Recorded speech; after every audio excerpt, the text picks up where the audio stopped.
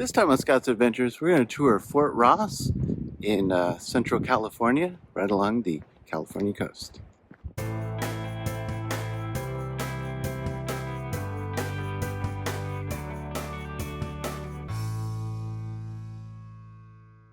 Hello and welcome. Today we're touring Fort Ross. It's an old Russian and American old fort. Come on along as we tour the Fort Ross in Central California along the beautiful California coast. In the early 1800s, Fort Ross was a thriving international community on the edge of the Spanish frontier. In 1812, the Russian-American Company built Fort Ross at Matini, a century-old Indian village. The fort had two purposes. The first was to supply food to the Russian-American Company's Alaskan settlements. The second was to serve as a base for hunting sea otters and fur seals. Russians, Native Alaskans, and Indians lived and worked at the fort. The Russian-American Company did business with merchants and dignitaries from Mexico, the United States, and Europe throughout Alta California. In 1841, faced with the decline in the fur trade and failing crops, the Russian-American Company sold the buildings and its inventory. Several families later used the land for ranching, timber production, and a stage stop. Established in 1906, Fort Ross is one of the oldest parks in the California State Park system. The fort's international legacy endures as people from around the world celebrate and work to preserve its heritage. The Roachef House, which I'm sure I'm saying that wrong, at Fort Ross State Historic Park, was built circa 1836. This national landmark building is the only original structure remaining from Russians' thriving settlement in California. It was the family home and office of the last administrator of Fort Ross, Alexander Roachef. He was well-traveled and a poet.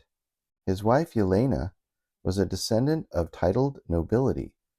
Both were conversant in several languages.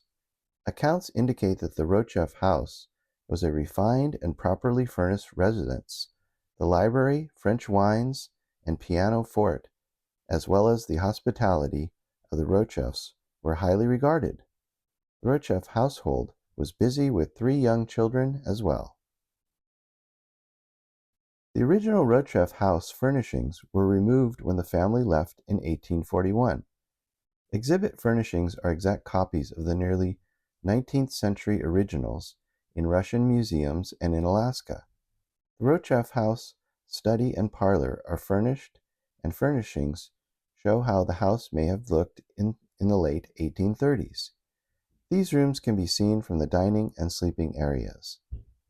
Original Russian construction details and layers of paint in the rest of the house show the evolution of the structure over time. The historic use of individual rooms is unknown. Fort Ross is a former Russian establishment on the west coast of North America in what is now Sonoma County, California. Owned and operated by the Russian-American Company, it was the hub of the southernmost Russian settlement in North America from 1812 to 1841. Notably cosmopolitan, different ethnic groups settled in and around the fort. Native Californians, Alaskans, Russians, Finns, Swedes, making it the first multi-ethnic community in Northern California. It has been the subject of archaeological investigations and is a California Historic Landmark, a National Historic Landmark, and on the National Register of Historic Places. It is part of California's Fort Ross State Historic Park.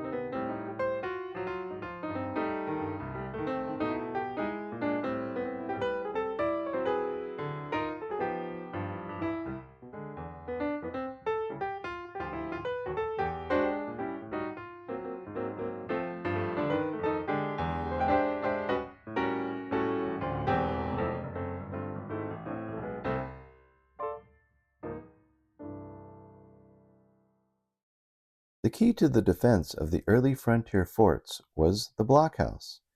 It was from the blockhouse that an attacker could be put under a deadly barrage.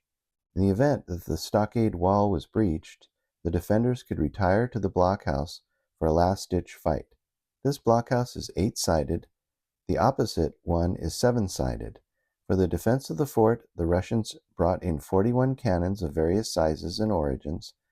They established themselves in such strength that the meager Spanish forces to the south realized they were unable to evict the Russians. The chief ruler of the Russian colonies in America described the fort as follows in April 1834, quote, "There have been erected 2 towers with cannons, defending all sides of the so-called fort, which appears to the eyes of the Indians and local Spaniards, however, as being very strong and possibly even unconquerable. Within the enclosure stand the home of the director, barracks, stores, and a chapel. Kept in cleanliness and order, outside the fort are located 2 company cattle barns, spacious and distinctively clean, with pens, a small building for storing milk and making butter, a shed for the Indians, a threshing floor, and 2 rows of small company and private homes with gardens and orchards. In a clearing stands a windmill. At a wharf for canoes, broad sheds, trading stations, and a blacksmith tannery, and even a bathhouse. This chapel was a part of the settlement founded by the Russians in 1812 and known as Fort Ross.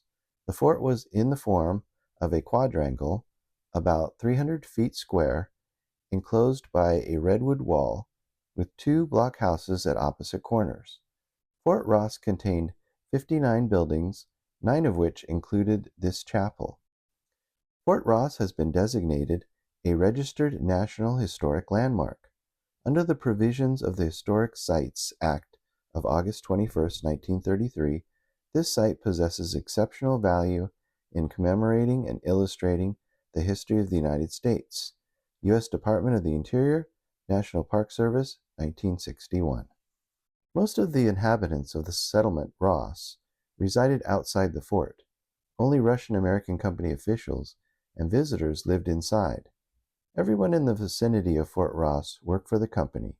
Lower-ranking Russians and Creole employees established a village complex of houses and gardens that gradually developed in this area outside the northwest stockade wall.